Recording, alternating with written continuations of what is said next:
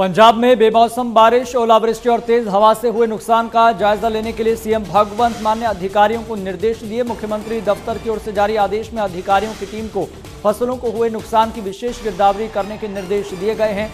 साथ ही सीएम मान ने घरों और बगीचों को हुए नुकसान की भी भरपाई का भरोसा देते हुए अधिकारियों को इसकी जांच कर जल्द से जल्द रिपोर्ट देने के आदेश दिए हैं। मुख्यमंत्री ने लोगों को भरोसा दिलाया कि कुदरत के कहर से उनके हितों की रक्षा के लिए सरकार वचनबद्ध है। उन्होंने कहा कि राज्य में हो रही बारिश की वजह से किसानों और मजदूरों के हुए नुकसान की भरपाई के लिए हर संभव कोशिश की जाएगी।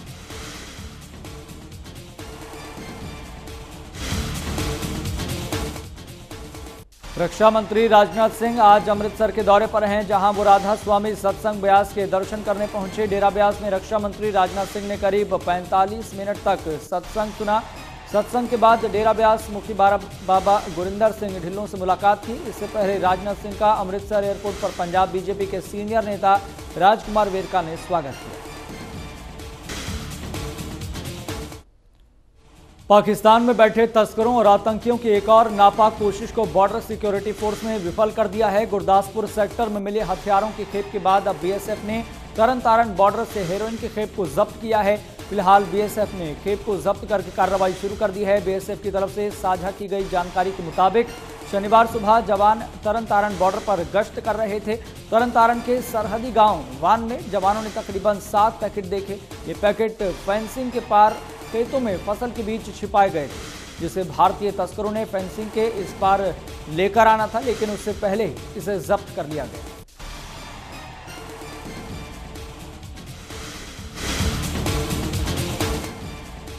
फरीदकोट की सेंट्रल मॉडर्न जेल से मोबाइल फोन मिलने का सिलसिला लगातार जारी है। ताजा तलाशी अभियान के दौरान जेल से 15 मोबाइल फोन बरामद किए गए। इसके अलावा सिम कार्ड, चार्जर और कुछ अन्य प्रतिबंधित सामान भी बरामद किया गया है।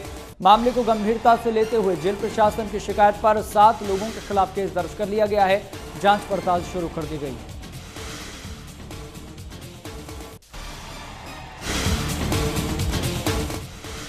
खालिस्तान समर्थक अमृतपाल सिंह की तलाश में पंजाब और हरियाणा पुलिस का ज्वाइंट ऑपरेशन लगातार जारी है। पंजाब और हरियाणा पुलिस कई जगहों पर छापेमार की कार्रवाई कर रही है।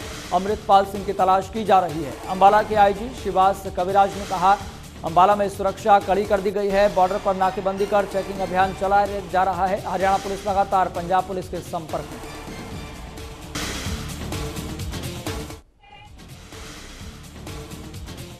लुधियाना में आयोजित 2 दिवसीय कृषि मेले में पंजाब सरकार के कृषि मंत्री कुलदीप सिंह धालीवाल और लुधियाना के पुलिस कमिश्नर पहुंचे। इस दौरान कृषि मंत्री और पुलिस अधिकारी ने कृषि और किसानों से जुड़े अपने अनुभवों को साझा किया।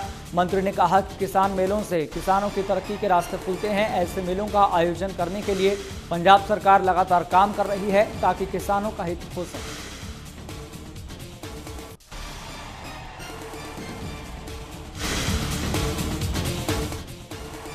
संगरूर के धुरी में पिछले 2 दिनों से हो रही लगातार बारिश के चलते किसानों की फसलों को भारी नुकसान पहुंचा है। किसान गेहूं की फसल काटने की तैयारी में थे। इधर बारिश और ओलावृष्टि से किसानों की फसलें खेतों में बिछ गई। किसानों का कहना है कि अब तक हुई बारिश में फसलों को बड़ा नुकसान पहुंचा है। फसलों के नुकसान को लेकर उन्होंने प्रदेश सरकार से मुआवजे की मांग की है। किसानों ने कहा कि सरकार उनकी नष्ट हुई फसलों का मुआवजा दे, ताकि उनके परिवार का पालन पोषण हो सके।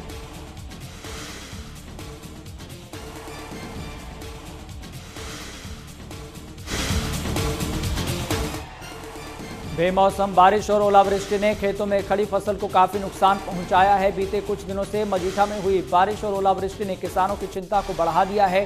बारिश के बाद तेज हवा ने भी खेतों में खड़ी फसलों को काफी नुकसान पहुंचाया। फसलों को हुए नुकसान के बाद अब किसानों ने मदद के लिए सरकार से गुहार लगाई है। मौसम की मार सिर्फ फसलों पर ही नहीं, बल्कि पशुओं के चारे पर भी पड़ी है, जिसके आने वाले वक्त में पशु चारे में भी परेशानियों का सामना करना पड़ सकता है। फाजिल्का में बरसात के दौरान आए हवा के बवंडर ने बकेन गांव में भारी तबाही मचाई है। गांव में कई घरों की छतें उड़ गई, तो वहीं किन्नू के पेड़ भी जड़ से उखड़ गए। बरसात और बवंडर से खेतों में खड़ी फसल को भी भारी नुकसान हुआ है। हवा का ये बवंडर करीब 2 किलोमीटर तक चला।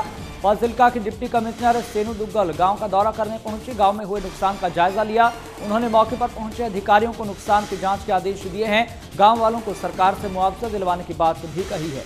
इस दौरान फाजिल्का के विधायक नरेंद्र पाल सबना भी मौजूद रहे। किसानों को सरकार से उचित मुआवजा दिलवाने का आश्वासन दिया।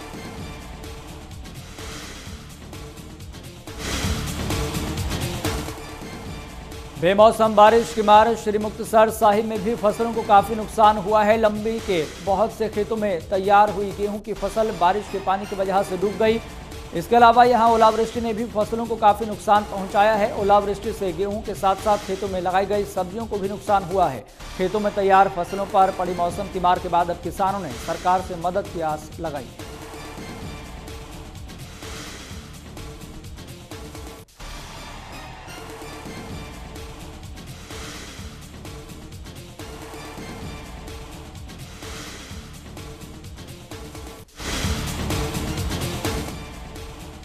पठानकोट में रुक रुक कर हो रही बारिश से किसानों की सैकड़ों एकड़ फसल बर्बाद हो गई। किसानों ने सरकार से गिरदावरी कराकर मुआवजे देने की मांग की है।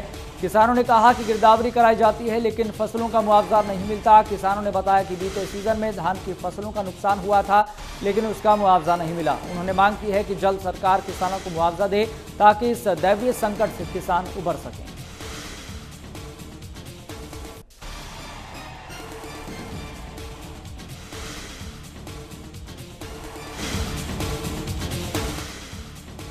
पटियाला में एक बार फिर बारिश ने किसानों की चिंता बढ़ा दी है। गेहूं और सरसों समेत कई फसलें गिर जाने से किसानों के सामने मुश्किल पैदा हो गई है। पटियाला के रामगढ़ गांव के किसानों ने बताया बारिश से फसलें बर्बाद हो गई है। ऐसे में किसानों के सामने संकट की स्थिति है। किसानों ने कहा कि पहले ही कर्ज के बोझ तले दबे हुए हैं। ऐसे में बारिश किसानों के लिए समस्या बन गई है।